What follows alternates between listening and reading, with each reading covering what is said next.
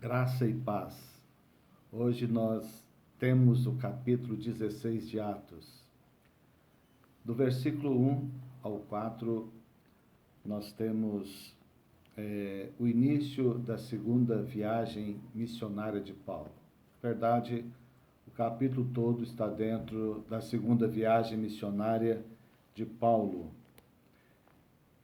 Há alguns detalhes muito importantes que eu tenho uma alegria em poder meditar, porque isso fortalece muito a nossa fé e nos dá conhecimento do que os apóstolos fizeram e do testemunho que eles deixaram para nós. Na sua segunda viagem missionária, Paulo levou consigo Silas e Barnabé foi para outra região, levando com ele João Marcos. Estudamos isso ontem e hoje nós estamos focando em Paulo e Silas. A desavença que houve entre eles ficou para trás, a vida continuou, o ministério continuou e lá na frente eles resolveram tudo e tudo voltou a ser normal. E nas suas viagens, eles demoravam um certo tempo, porque os meios de transporte não eram tão rápidos como o de hoje.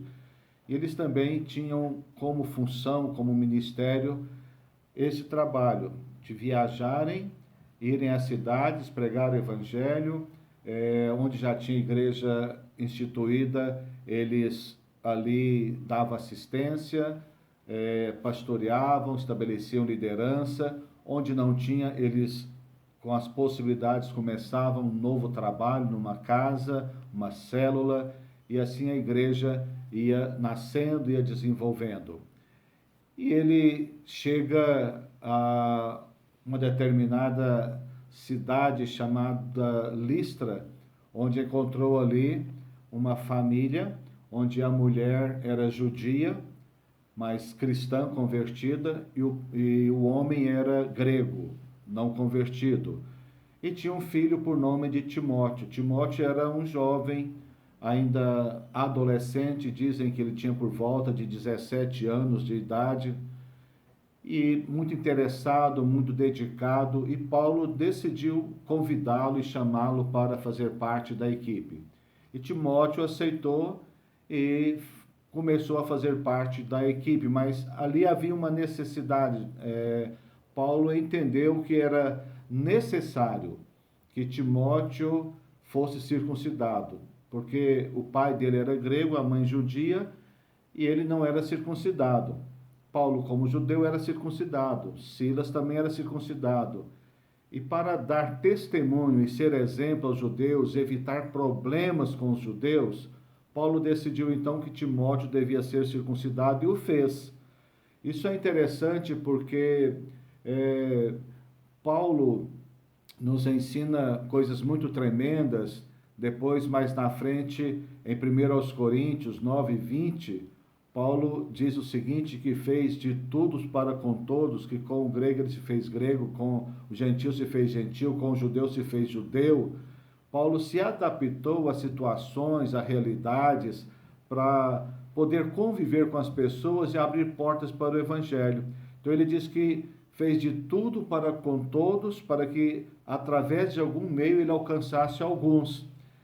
E com isso também ele ensina a Timóteo, que passa a ser seu discípulo, e ele fala com Timóteo sobre a circuncisão para dar testemunho, e ele aceita, ele admite e passa por esse processo. Isso é interessante para qualquer pessoa que queira fazer a vontade de Deus e cumprir o propósito de Deus, pagando assim algum preço.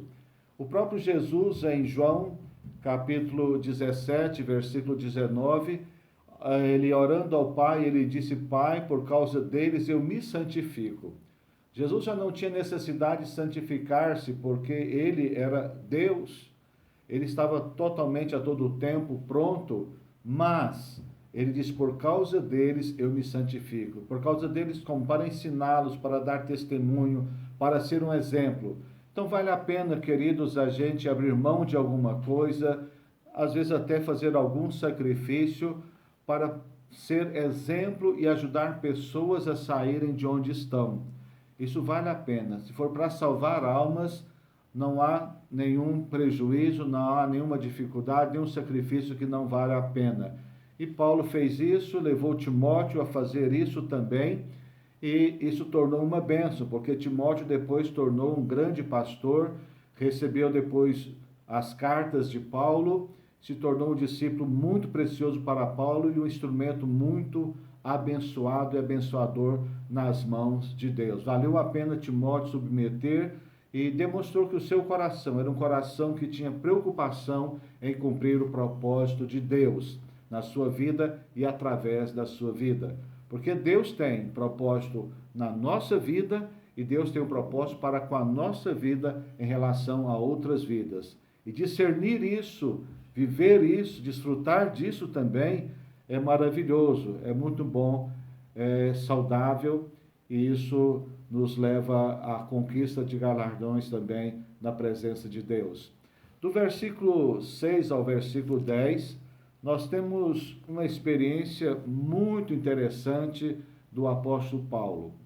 E claro, com a equipe, mas ele como líder. Ali eles estavam procurando pregar a palavra na região que eles estavam, e o texto diz que o Espírito do Senhor os impediu que fizesse, que pregasse a palavra.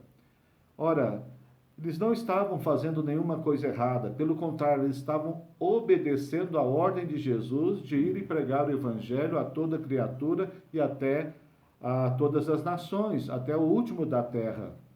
Mas preste atenção nisso, porque certamente quando fazemos alguma coisa errada, como é alguma coisa pecaminosa, é muito fácil de nós sermos convencidos pelo Espírito, porque o Espírito entristece, porque nós sabemos que está errado, temos essa consciência que não devemos, é muito fácil ser convencido. Mas quando estamos fazendo uma coisa que faz parte de um plano, de um projeto de Deus, de maneira geral, ser convencido para não fazer não é tão simples. Precisamos de muito discernimento e sensibilidade espiritual. Foi o que ocorreu. Paulo e Silas e a equipe estavam ministrando e querendo ir para pregar em toda aquela região que estavam, e o Espírito os impediu que fizesse. Então eles, a princípio, tiveram dificuldade, certamente, de compreender, mas depois ele teve uma visão. Ele teve uma visão com um varão macedônico, convidando eles, ou melhor, pedindo para passar a Macedônia e ajudá-los. Então, é nesse momento, Paulo entendeu que o Espírito os impediu de ministrar ali, porque tinha um plano para levá-los a outro lugar.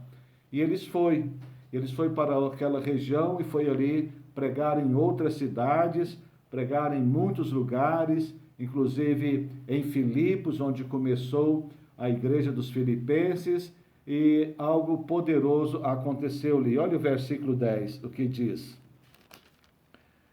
Assim que teve a visão, imediatamente procuramos partir para aquele destino, concluindo que Deus nos havia chamado para lhes anunciar o Evangelho. E no versículo 9, é o varão, um homem da Macedônia, convidando ele para, ou pedindo para ajudá-los. E foi o que ocorreu. Então, o Espírito Santo controlando toda a situação e o ministério de Paulo e sua equipe. Do 11 ao 15, nós temos a conversão de uma mulher chamada Lídia. É muito impressionante esta experiência também, porque ela é um pouco atípica, mas é interessante vermos que como as mulheres sempre estão mais interessadas e sempre estão em evidência em relação a servir a Jesus, a seguir Jesus, a estar com aqueles que servem a Jesus, não é? É interessante isso, esse é um aspecto que sempre houve, nunca foi diferente, desde os tempos de Jesus até os dias de hoje, é algo para ser destacado, que sempre há mulheres mais interessadas, mais comprometidas e mais entregues à obra, mais dedicadas à obra do Senhor, mais quebrantadas, mais sensíveis e mais dispostas. Isso é uma realidade que nós homens precisamos compreender e devemos valorizar isso, e as mulheres devem ser honradas através desta fala. E o que ocorreu é que agora estando ele, não é, ali, e Lígia sendo agora alcançada, isso eles tinham ido à beira do rio para orar, buscar um lugar de oração, que não era o monte, como muitos costumam, mas era também à beira de um rio. Todo lugar que tem uma natureza limpa, uma natureza tranquila, é um bom local para oração. Não importa qual seja esse. Paulo tinha esse lugar ali, e eles foram para aquela beira do rio.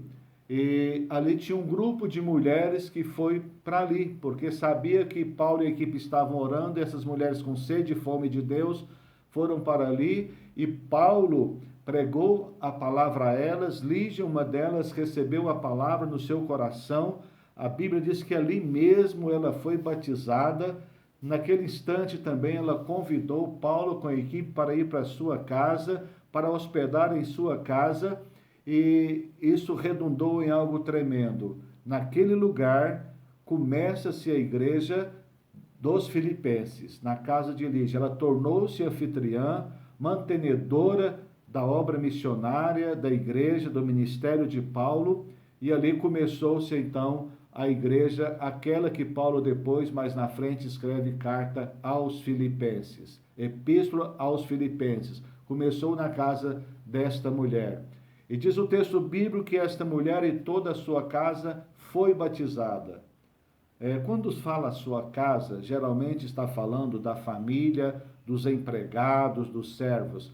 E essa mulher, segundo a história, era uma mulher muito rica. E o texto fala que ela vendia tecidos, que ela era uma empresária, que ela era importadora de materiais importantes naquele período. Então, só uma pessoa que tinha recursos financeiros podia desenvolver um trabalho como esse.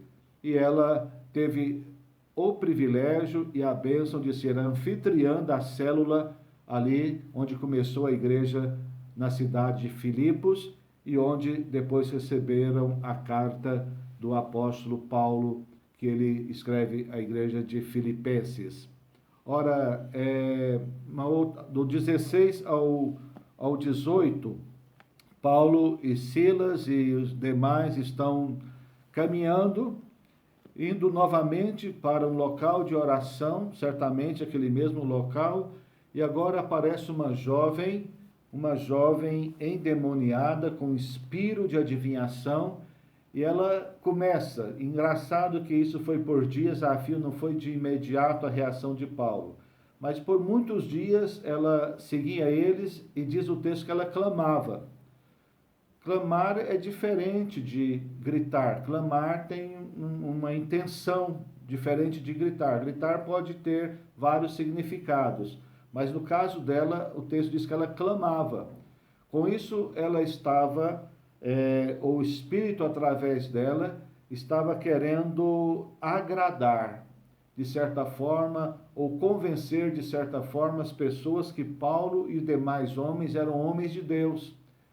E por alguns dias ela foi fazendo isso, mas Paulo teve discernimento que era um demônio, e ele não aceitou de maneira alguma que aquilo continuasse, ficou indignado, expulsou o demônio dela. Mas o que ocorreu? Aquela moça, ela servia algumas pessoas, ela tinha patrões, e os patrões ganhavam dinheiro com a adivinhação dela. Então aquele demônio dava dinheiro para aqueles homens. E aqueles homens, sabendo que agora aquela moça não podia mais adivinhar, ficaram bravos com Paulo, acusaram Paulo diante das autoridades. Eles pegaram Paulo, levaram Paulo diante das autoridades. E o que ocorreu ali? Eles pararam de ganhar dinheiro com aquela moça, com o espírito de adivinhação, que Paulo ficou indignado e expulsou. E do versículo 19 ao 40 tem esta história que Paulo e Silas agora são presos. Eles vão para a prisão. E eles foram muito duros, muito maldosos com Paulo e Silas. E prenderam apenas os dois. E os dois presos, diz o texto, que eles foram acorrentados pelos pés. Ora, qualquer ser humano nesse momento ficaria muito abalado, mas antes de prendê-los, açoitaram com varas. Diz o texto que rasgaram a roupa deles, tiraram parte da roupa deles, espancaram eles com varas. Então, certamente machucou muito, doeu muito, e agora eles estão na prisão. E na prisão seria normal lamentar, chorar, né? Pedir socorro, mas Paulo e Silas não. Paulo já estava experiente, porque até antes ele tinha sido aquele que prendia os cristãos, e agora ele estava cumprindo a palavra de Jesus, que disse na sua conversão a Ananias que Paulo ia compreender o quão era importante sofrer por causa de Jesus. E Paulo, entendendo isso, estava agora com Silas. Não reclamaram o que eles estavam fazendo, eles começaram a louvar a Deus, a cantar. Olha, nós não sabemos se Paulo e Silas tinham boa voz, mas nós sabemos uma coisa: eles tinham um coração tão dedicado, tão voltado para Deus, que mesmo preso, eles estavam cheios de gratidão por Deus, cheios de amor por Deus, que a voz deles ecoaram, e os demais presos, que não tinha nada a ver com eles, ouviram, e todos foram impactados. E o mais importante, que enquanto eles louvavam a Deus durante a noite, a madrugada, houve um grande terremoto. Aquela região era uma região que tinha terremoto, mas naquele momento o louvor deles fez com que Deus ativasse os terremotos e alcançasse aquela prisão e soltasse as cadeias deles, e eles ficassem todos soltos. E ali o carcereiro ficou louco, ficou preocupado e queria se suicidar, e Paulo disse: não faça isso, que nós estamos aqui, e nenhum preso sumiu, nenhum fugiu. Paulo ficou tranquilo, Paulo manteve a calma, o autocontrole, e Paulo estava cheio de Deus. Paulo estava cheio de Deus naquele momento. Certamente assustou com o terremoto, mas depois percebeu que era Deus que estava livrando ele. E aquele carcereiro, ao invés de suicidar, pensando que eles tinham fugido, o que fez? O carcereiro fez uma pergunta. Ele entendeu o poder de Deus, ele entendeu que Deus estava naquela situação, e ele fez uma pergunta. O que farei para ser salvo? O que tenho que fazer para ser salvo? No versículo 30, ele entendeu que ele precisava de ser salvo e que alguma coisa, uma atitude ele devia ter. E Paulo, no versículo 31, responde para ele da maneira mais simples possível: crê e serás salvo tu e a tua casa. Que coisa linda, que coisa tremenda. Essa é uma grande promessa para todos nós. Ainda que de repente na nossa casa alguém não seja salvo, nós precisamos crer, confiar e esperar que Deus completará a obra. É claro que a salvação não é automática. Se um foi salvo, os demais são salvos automaticamente. Não é isso. Mas há uma promessa: se um é salvo, a salvação alcançará os demais, dentro do processo de Deus, no tempo de Deus. E nós devemos crer e esperar isso em Deus. E o que ocorre é que esse homem então creu, foi batizado juntamente com a sua casa, deu janta, deu comida para Paulo e Silas, e eles se mantiveram ali, esse homem centurião cuidou das feridas de Paulo e Silas, e eles ficaram ali até amanhecer o dia. Ao amanhecer o dia, as autoridades deram uma ordem para soltar Paulo e Silas. Eles não sabiam o que tinha acontecido, mas Paulo não quis ir embora. Paulo teve uma reação estranha aos olhos naturais, mas Paulo tinha uma razão para isso, porque Paulo era um cidadão romano e não podia ser assim com um cidadão romano. E Paulo disse: não, eles nos prenderam sem nenhum tipo de justiça, não nos ouviram de maneira alguma, não fez nenhum processo, aleatoriamente nos prenderam, agora querem nos soltar de qualquer maneira? Não. Eu quero que eles venham pessoalmente nos soltar, porque eu sou cidadão romano. E quando as autoridades souberam que ele era cidadão romano, ficaram muito preocupados porque não podia fazer isso de maneira alguma, não podia prender um cidadão romano sem julgamento. E agora o que fazer? Sabe o que fizeram? Tiveram que pedir desculpa a Paulo e Silas. Pediram desculpa a eles. E só assim então Paulo aceitou e admitiu ir embora. E a partir daí então Paulo e Silas saíram e foram e continuaram o seu ministério. Ora, nós temos muitas lições para aprender nesse contexto aqui. É importante que nós tenhamos atenção naquilo que nós estamos lendo, naquilo que nós estamos ouvindo e devemos orar em função disso, para que Deus possa aplicar na nossa vida uma palavra tão poderosa e tão profunda como essa. Amém? Assim nós queremos terminar essa palavra fazendo uma breve oração em nome de Jesus. Senhor, te agradeço por esta experiência tão poderosa de Paulo, Silas, Timóteo e com toda a sua equipe e a igreja. Ó Deus, e te peço, Pai, que o Senhor nos ajude, ó Deus, no entendimento, que o teu Espírito aplique em nossas vidas a tua palavra e sejamos, ó Deus, de coração tão aberto, tão simples como Paulo, Timóteo, Silas e com esta fé, Senhor, com esse coração grato que eles manifestaram. Ó Deus, e todo o livramento, como o Senhor deu a eles também, dê a todos nós. Te pedimos, ó Pai, em nome de Jesus. Amém. Amém, queridos, e até o capítulo 17.